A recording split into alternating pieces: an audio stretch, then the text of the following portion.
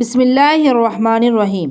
شکم پرستوں کا انجام۔ جتنی جلد ہو سکتا تھا ہم اس منحوس علاقے سے باہر نکل گئے۔ میں سمجھ رہا تھا کہ شیوتو کا علاقہ یہیں پر ختم ہو گیا، لیکن یہ بہت وسیع اور عریض سرزمین تھی۔ اس علاقے کے دائیں جانب مجھے کچھ گدھوں، گاؤں اور بھیڑ بکریوں کی شکل میں بے اہمیت شکم پرست اور تن پرور لوگ نظر آئے۔ یہ دراصل وہ انسان تھے جن کو دنیا میں صرف اپنے پیٹ اور جسم کی فکر لاحق رہتی تھی۔ یہ لوگ اپنا پیٹ بھرنے کے لیے طرح طرح کی غذاؤں پر مر مٹتے تھے، البتہ ان کی یہ شکم پرستی ان کے اپنے حلال مال سے تھی، اسی لیے ان کا عذاب میرے مقابلے میں کئی گنا کم تھا۔ اس علاقے کے بائیں جانب کچھ شکم پرست سور اور ریچھ کی شکل میں تھے۔ وہ بے باک قسم کے شکم پرست تھے جو اپنے پیٹ کی آگ بجھانے کے لیے حلال و حرام اپنے پرائے مال کی تمیز نہیں کرتے تھے۔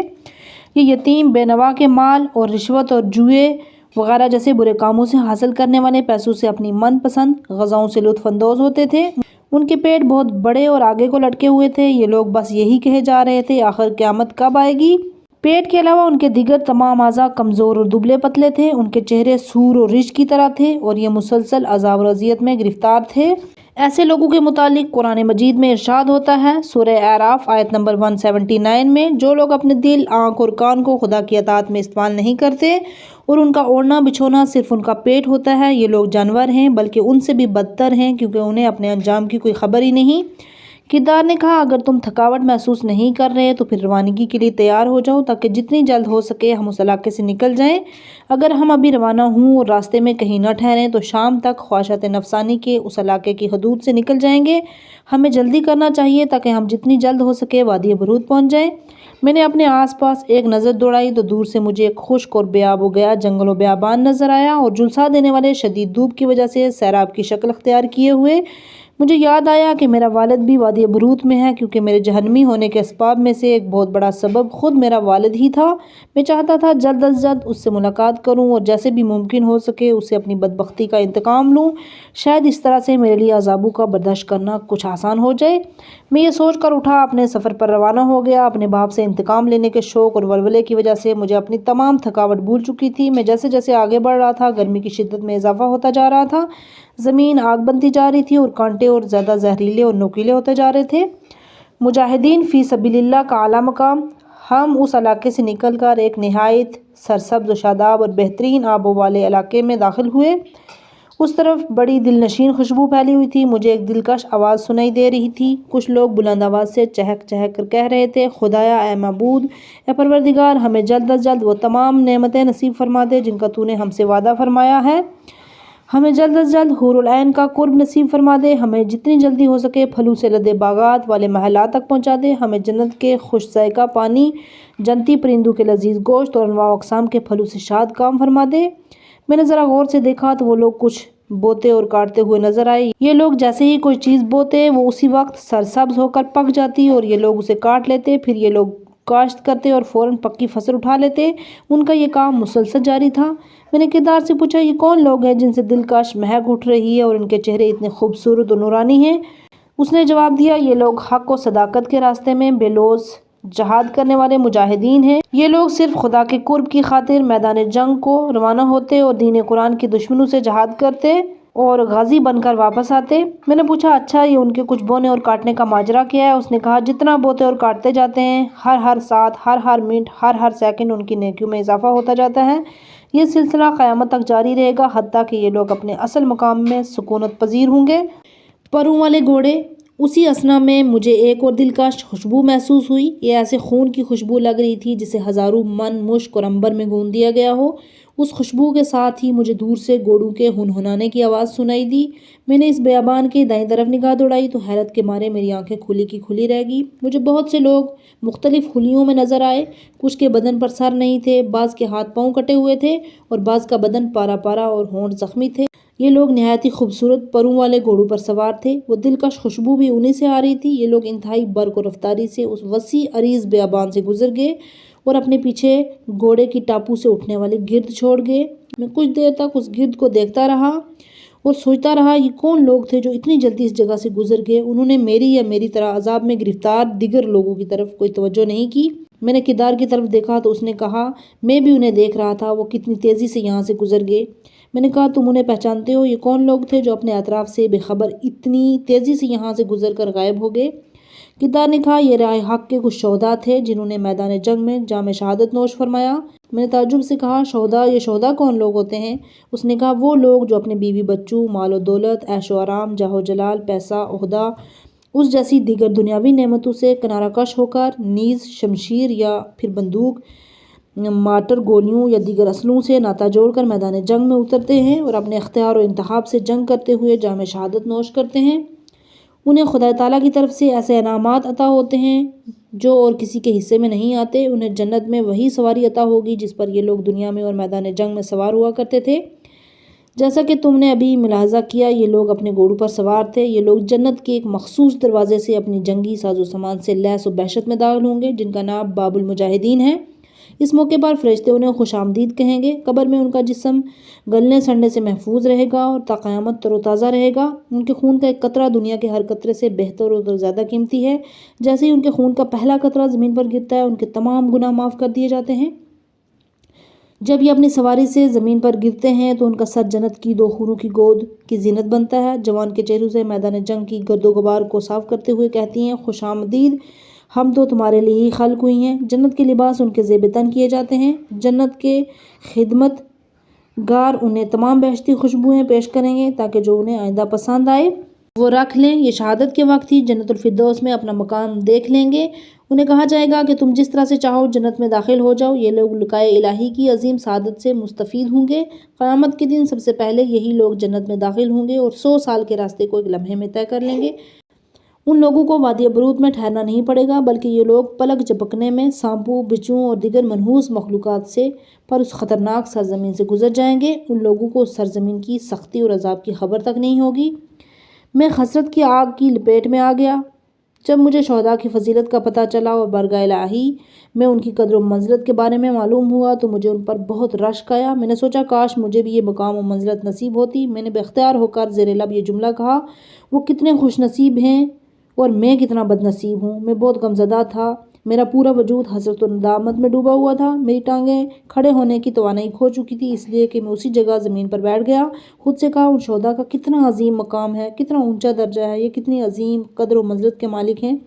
انہوں نے کیسی نفع بخش تجارت کی، کیسا نفع بخش کاروبار کیا۔ ان کا انتخاب کر کے وہ راستہ سعادت خوشبختی کے کتنا قریب تھا۔ میں کتنے عرصے سے اس نہ ختم ہونے والے جنگل و بیابان میں طرح طرح کے خطرناک اور وحشی جانوروں کے زہریلے دانتوں کا شکار ہو رہا ہوں اور اس سنگلا علاقے کے نشیب و فراز میں دھکے کھا رہا ہوں اور اتنی زیادہ مشکلات برداشت کرنے کے باوجود ابھی تک اپنی منزل مقصود تک نہیں پہنچ سکا۔ مگر میدان جنگ کے یہ خوش نصیب، یہ کربلا اور امام حسین کے سچے عاشق، یہ رائے خدا کے سرفروش مجاہد اپنے پروں والے گھوڑوں کے جنہیں انہوں نے خود بنایا ہے کتنی تیزی سے گزر کر اپنے محبوب کی بارگاہ میں پہنچ گئے۔ حسرت اور ندامت کی وجہ سے میرا گلا روند گیا اور میرا دم گھٹنے لگا۔ میرا دل اچھل کر باہر لپک رہا تھا۔ آخرکار میری آنکھیں بہنے لگیں اور میرے رخساروں پر آنسو جاری ہو گئے۔ میں نے بلند آواز میں گریہ کرنا شروع کر دیا۔ میں اس گریہ سے اپنے غم کا بوجھ ہلکا کر کے کچھ سکون حاصل کرنا چاہتا تھا۔ جنگ کے دنوں میں بالکل صحیح و سالم و توانا تھا۔ مالی حالت بھی ٹھیک تھے۔ میں اگر جہاد بالنفس نہ صحیح لیکن کم از کم جہاد بالمال تو کر سکتا تھا۔ میری بیوی اور عزیز دوست مجھے محاذ جنگ پر جانے کی کتنی ترغیب دلاتے تھے لیکن میں ان کا مذاق اڑاتا اور شہادت کو خودکشی سے تعبیر کرتا۔ اب اپنی جان و مال سے ہاتھ دھو کر مجھے شہداء کے مقام و منزلت کا اندازہ ہوا تو سوائے حسرت اور ندامت کے میرے پاس اور کچھ نہیں بچا۔ وادی برود، مناسب ہے کہ میں وادی برود کے بارے میں کچھ تفصیل سے بتاؤں تاکہ آپ خوب اچھی طرح سے اس علاقے سے واقف ہو جائیں۔ بعض لوگ بہت زیادہ گرم و خشک و بے آب و گیا علاقوں کو برود کہتے ہیں۔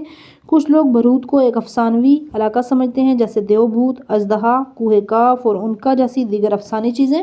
البتہ اہل بیت سے مروی روایت کے مطابق برہوت جزیرہ العرب کے ایک مقام حضر موت میں واقع ایک وادی ہے۔ اس میں ایک بہت گہرا کنواں ہے جس کی گہرائی کا علم صرف پروردگار عالم ہی کو ہے۔ تمام کفار و مشرکین، منافقین، گناہ گاروں اور زانیوں اور اغلامیوں کی روحیں اس کنویں میں رہتی ہیں۔ یہ کنواں ایک آتش فشاں پہاڑ کے دامن واقع ہے اور روئے زمین کا بدترین کنواں ہے۔ اس سے ہمیشہ گندے اور بدبودار بخارات اٹھتے رہتے ہیں۔ اس کے قریب ہی اللہ کے نبی حضرت ہود کا مزار ہے جو کہ جزیرۃ العرب کے جنوبی علاقے میں رہنے والے لوگوں کی بہت معتبر زیارت گاہ ہے۔ وہاں کے لوگ ہر سال شعبان معظم کے مہینے میں اس مزار کی زیارت کو آتے ہیں۔ حضرت علی سے منقول ایک حدیث کے مطابق آپ نے فرمایا کہ روئے زمین کا سب سے بہترین کنواں زمزم کا کنواں ہے اور روئے زمین کا سب سے بدترین کنواں برہوت کا کنواں ہے جو یمن کے علاقے حضر موت میں واقع ہے۔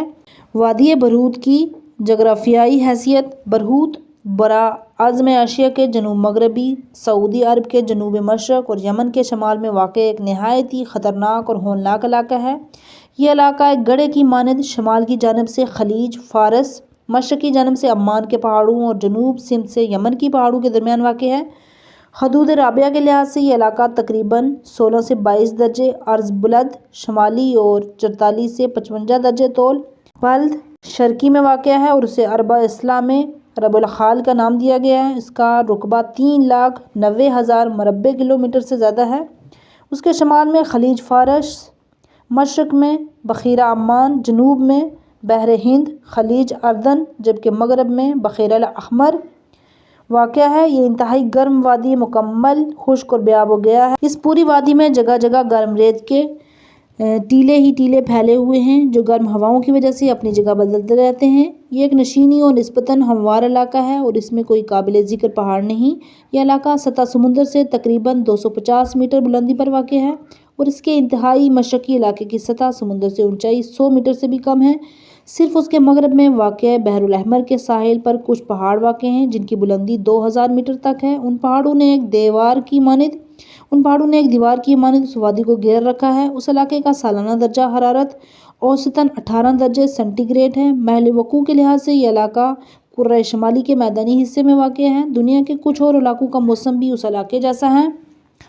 ان میں صحرائے اعظم افریقہ، ایران کے دہشت کویر اور دہشت لوط اور آسٹریلیا کے مرکزی صحرا جیسے علاقے شامل ہیں۔ انتہائی گرم موسم میں اس علاقے کا درجہ حرارت 48 درجے سینٹی گریڈ سے بھی زیادہ بڑھ جاتا ہے۔ سخت گرمی کی وجہ سے یہاں شدید بخارات اٹھتے ہیں اور سال کے کسی مہینے میں اگر تھوڑی سی بارش بھی ہو جائے تو اس علاقے کی لو دینے والی گرم ہوا رطوبت کو ختم کر دیتی ہے۔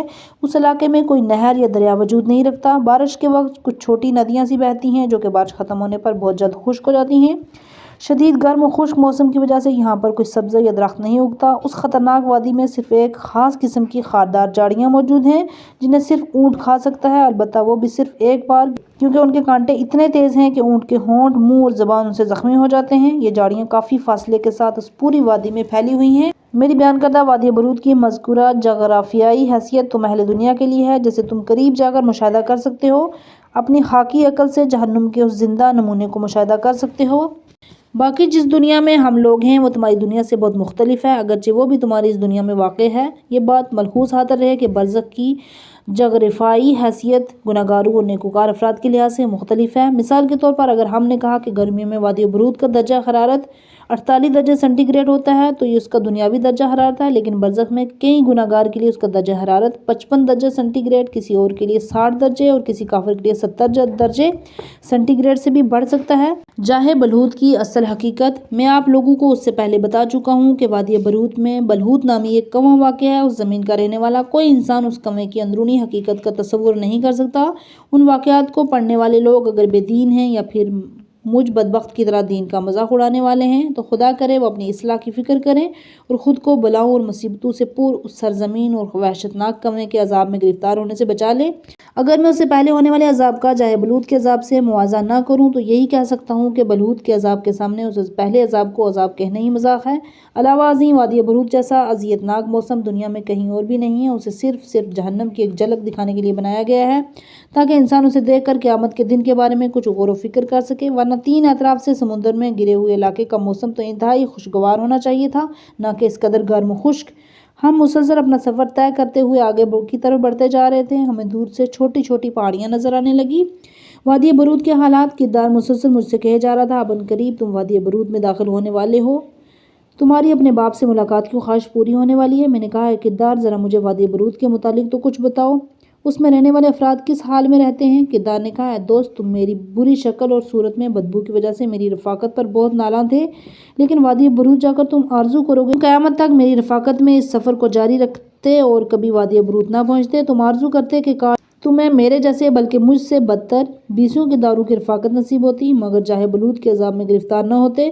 میں نے کہا اگر یہ اس طرح کا علاقہ ہے جہاں کہ تم بتا رہے ہو پھر جلدی کرنے کی کیا ضرورت ہے؟ ہم اگر وہاں ایک دن دیر سے پہنچے تو زیادہ بہتر ہوگا۔ کردار نے ہمیشہ کی طرح زوردار قہقہے لگاتے ہوئے کہا، بدبخت، بدقسمت، کیا تم بھول گئے کہ تم دنیا میں گناہ کرنے میں کس قدر تیزی سے کام لیتے تھے؟ اسی لیے یہاں پر تم اپنے گناہوں کے انجام تک پہنچنے میں تاخیر نہیں کر سکتے۔ کردار نے ہمیشہ کی طرح زوردار قہقہے لگاتے ہوئے کہا، اے بدبخت، اے بدقسمت، کیا تم بھول گئے کہ تم دنیا میں گناہ کرنے میں کس قدر تیزی سے کام لیتے تھے؟ اسی لیے یہاں پر تم اپنے گناہوں کے انجام تک پہنچنے میں تاخیر نہیں کر سکتے، بلکہ تم جتنا آہستہ چلو گے وادی برود اتنی تیزی سے تمہارے قریب آتی جائے گی۔ گرم ریت آہستہ آہستہ میرے بدن کو جلا رہی تھی۔ سورج کی دھوپ لمحہ بلمحہ گرم سے گرم تر ہوتی جا رہی تھی، جس کی حرارت ٹھیک میرے دماغ پر اثر انداز ہو رہی تھی۔ آہستہ آہستہ چلنے والی انتہائی گرم ہوا میں جب سانس لیتا تو ایسے محسوس ہوتا جیسے میں آگ پھونک رہا ہوں۔ ہم وادی برود کے نزدیکی پہاڑوں کے دامن میں پہنچے تو دور سے عذاب میں گرفتار کافروں کی آہ و فغاں کی آوازیں ہمارے کانوں سے ٹکرانے لگی۔ اس پہاڑ کے دامن میں زہریلے کانٹوں والی خاردار جھاڑیوں کے کانٹے میرے پاؤں میں چبھتے مجھے اس مقام پر خوش آمدید کہہ کر میرا استقبال کر رہے تھے۔ کچھ دیر بعد ہم اس پہاڑ کی چوٹی پر پہنچ چکے تھے۔ پہاڑ کے اس پار ہمیں انتہائی خطرناک اور زہریلے سانپ چلتے ہوئے دکھائی دیے۔ یہ کسی کو نہیں کاٹ رہے تھے، لگ رہا تھا یہ کسی بڑے طوفان کے پیش خیمہ کی منظر کشی کر رہے ہیں۔ پہاڑ کے اس پار گرمی کی شدت میں مزید اضافہ ہوتا جا رہا تھا۔ اس طرف کی ریت بھی اور زیادہ گرم تھی۔ ہم پہاڑ کے دامن میں پہنچ گئے۔ ہم تنگ گھاٹیوں میں سے گزر رہے تھے جن میں جگہ جگہ سوراخ نظر آ رہے تھے اور کچھ سوراخوں میں سے سانپ اور بچھو اپنا سر باہر نکال کر ہمیں دیکھ رہے تھے۔ یہ اسی دنیا کے سانپ اور بچھو تھے۔ اچانک کردار نے چیخ کر کہا، ہم پہنچ گئے، یہ رہی وادی برود۔ میں نے کہا اب ہمیں کس طرف سے آگے جانا چاہیے؟ ہمارے ساتھ یہاں کیا ہوگا اور ہمیں یہاں اب کیا کرنا ہوگا؟ اس سے پہلے کردار کوئی بات کرتا بہت ہی بدصورت اور غضبناک عذاب کے کچھ سپاہی ظاہر ہو گئے۔ ان جیسے خطرناک اور بدصورت عذاب دینے والے میں نے اس سے قبل نہیں دیکھے تھے۔ ان میں سے ایک نے آگے بڑھ کر کہا، ہمارے پیچھے آؤ۔ میرا پورا بدن کانپ اٹھا۔ ہر قدم اٹھاتے ہوئے میرے خوف میں اضافہ ہوتا جا رہا تھا، جبکہ اس موقع پر کردار اچھلتا کودتا میرے ساتھ چل رہا تھا۔ وہاں پر گناہ گاروں کی چیخو پکار کے سوا اور کوئی آواز نہیں سنائی دے رہی تھی۔ ہوا ذرا تیز ہوتی تو ان آوازوں میں کمی آ جاتی، لیکن اس کے بجائے ریت کے تیز اور گرم ذرات بڑے زور سے میرے چہرے سے ٹکراتے۔ میرے ہاتھوں میں چہرے کی حفاظت کی سکت نہیں تھی، شرمگاہوں سے نکلنے والی غلاظت اور خون۔ میں ان لوگوں کے پیچھے چل رہا تھا۔ اچانک مجھے اپنے مثانے میں شدید جلن محسوس ہوئی اور اس مقام پر مجھے پہلی بار درد اور جلن کا احساس ہو رہا تھا۔ رفتہ رفتہ یہ جلن بڑھتی گئی، یہاں تک کہ میری آنکھوں کے سامنے اندھیرا چھا گیا۔ درد کی شدت اتنی زیادہ تھی کہ میں نے عذاب کے سپاہیوں اور کردار سے مدد کی درخواست کی، لیکن انہوں نے میری جانب کوئی توجہ نہیں دی، آگے بڑھتے رہے۔ اس شدید درد و جلن کے نتیجے میں نکلنے والے بدبودار خون اور غلاظت کی اصل وجہ یہ تھی کہ میں دنیا میں اپنی نفسانی خواہشات کی پیروی میں اس حد تک آگے جا چکا تھا کہ سرے سے روز قیامت کا ہی انکار ہو گیا، کیونکہ قیامت پر ایمان کا مطلب ناجائز دنیاوی لذات سے پرہیز تھا، جو مجھے ہرگز قبول نہیں تھا۔ ہم لوگ ایک بہت گہرے تنور کے قریب پہنچ گئے جس کا دہانہ بہت چوڑا تھا۔ دراصل وہی بلوط کا کنواں تھا۔ عذاب دینے والے اس کے کنارے کھڑے ہو گئے۔ انہوں نے بہت ہی وزنی اور کھردری زنجیر میری گردن میں ڈالی، وہیں سے مجھے جاہ بلوط میں پھینک دیا۔ کافی مدت گزرنے کے بعد بلوط کی تہہ میں پہنچا، زور سے زمین سے ٹکرایا۔ اس موقع پر بہت سے گناہ گار اور کافر میرے ارد گرد جمع ہو گئے تاکہ نئے آنے والے مہمان کو دیکھ سکیں وہ کون ہے۔ اس کنویں میں انتہائی بدبودار بخارات اٹھ رہے تھے جنہیں برداشت کرنا انتہائی مشکل تھا۔ اس کنویں کی تہہ میں پہنچ کر میرا بدن اس طرح سے جلا کہ میں سانپ کے ڈسنے انسان کی طرح زمین پر تڑپنے لگا۔ میں چیخ چیخ کر کہہ رہا تھا، مجھے اس کنویں سے باہر نکالو، لیکن آس پاس کے لوگوں اور کردار کے بلند قہقہوں کے علاوہ مجھے کوئی اور آواز سنائی نہیں دے رہی تھی۔ باپ سے ملاقات۔ میں نے ادھر ادھر نگاہ دوڑائی تو دیکھا اس کنویں کی دیوار انتہائی شفاف اور چمکدار تھی۔ یہ دیوار تا حد نگاہ پھیلی ہوئی تھی۔ مجھے ایسا لگا کہ یہ زمین کا عین مرکزی مقام ہے۔ اس موقع پر ایک شخص نے مجھے پہچان لیا۔ اس نے آگے بڑھ کر کہا، بیٹے یہ تم ہو؟ اس وقت میری حالت ایسی تھی کہ مجھ میں کسی کو غور سے دیکھنے کی ہمت نہیں تھی۔ میں نے جواب میں صرف یہی کہا، ہاں میں ہوں۔ اس شخص نے ایک مرتبہ پھر کہا، میں تمہارا باپ ہوں۔ اے بدبخت، کیا میں نے تمہارے خواب میں آ کر عالم برزخ میں اپنی دردناک حالت کے متعلق تمہیں آگاہ نہیں کیا تھا؟ پھر تم خواب غفلت سے بیدار کیوں نہ ہوئے؟ اس برے انجام سے دوچار ہو گئے۔ یہ باتیں سن کر میں ہوش میں آ گیا۔ میں نے اس کے چہرے کی طرف دیکھا تو واقعی میرا بدقسمت باپ تھا۔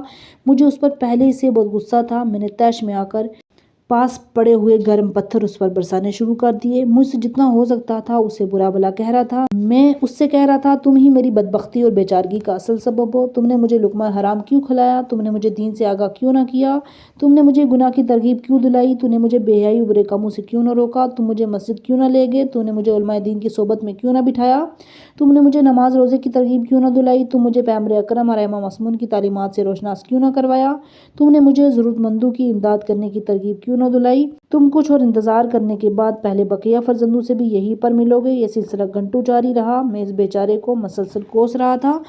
پھر رفتہ رفتہ میرے اندر کی آگ ٹھنڈی ہو گئی اور میرا غصہ دور ہو گیا۔ اب میں پریشان ہو گیا، مجھے اپنے باپ پر ترس آ رہا تھا۔ میں خود کو کوستے ہوئے کہہ رہا تھا، اے بے ضمیر انسان، اے جاہل اور احمق، اے فضول اور بے آبرو، اگر تمہارا باپ گمراہ ہو گیا تھا تو تم تو عقل مند تھے، تم نے خود ایک اچھا انسان بننے کی کوشش کیوں نہیں کی؟ تم نیک کاموں اور اعمال صالح بجا لا کر نہ صرف اپنے باپ کے عذاب میں کمی کا باعث بن سکتے تھے بلکہ خود نیز بلعوت کے اس گندے کنویں کے سخت عذاب سے بھی بچ سکتے تھے۔ اس سے بڑھ کر یہ کیا کہ تمہارے باپ نے تمہارے خواب میں آ کر تمہیں اس دنیا کے بھیانک عذاب سے آگاہ نہیں کیا تھا، لیکن تم خود قصوروار تھے۔ تم نے حرام خواہشات کو پورا کرنے کی کوشش میں عالم برزخ اور قیامت کے بارے میں سوچنا بالکل ترک کر دیا۔ میرا باپ زمین پر لیٹا ہوا گریہ کر رہا تھا۔ میں اس کے سرانے گیا اور اسے زمین سے اٹھا کر تسلی دی۔ میرا باپ زار و قطار رو کر کہہ رہا تھا، اے میرے بیٹے، میں تمہارے خواب میں آنے کے بعد بہت پر امید تھا کہ تم اس عالم سے آگاہی پیدا کر کے میرے راستے پر نہیں چلو گے۔ تم نہ صرف اپنے ترک شدہ واجبات کی قضا بجا لو گے بلکہ میرے چھوڑے ہوئے ترکے سے بھی کچھ مال دے کر کسی سے میری قضا شدہ نمازوں اور روزوں کو بھی انجام دلاؤ گے، میرے لیے حج بدل اور حج عمرہ کرواؤ گے، میرے ذمہ واجب خمس اور زکوٰۃ کو اس کے مستحقین تک پہنچاؤ گے، میرے لیے راہ خدا میں صدقہ خیرات دے کر مجھے برزخی جہنم سے نجات دلاؤ گے۔ لیکن مجھے اب جا کر معلوم ہوا کہ تم تو بہت برے نکلے۔ تم نے اپنے برے اور ناجائز کاموں کے ذریعے میری تمام امیدوں پر پانی پھیر دیا۔ مجھے یہاں دو طرح کے عذابوں سے گزرنا پڑ رہا تھا، ایک اپنے اعمال کی سزا اور دوسرے تمہارے برے اور ناکاموں کا عذاب۔ باپ کی یہ باتیں سن کر میں شرمندگی اور ندامت میں غرق ہو گیا۔ میں مسلسل خود کو کوس رہا تھا اور کہہ رہا تھا کہ میں نے اپنے باپ پر کیوں حملہ کیا۔ البتہ یہ بات مجھے اچھی طرح معلوم تھی کہ میرے باپ کی غلط تربیت اور اس کی بے دینی میرے اور میرے دوسرے بہن بھائیوں کے گناہگار ہونے میں بڑی حد تک مؤثر تھی، لیکن یہ اعتراف کیے بغیر بھی چارہ نہیں کہ گھر معاشرے اور دوستوں کی غلط تربیت اور صحبت کے مقابلے میں انسان کی عقل اور فطرت کہیں زیادہ طاقتور ہوتی ہے۔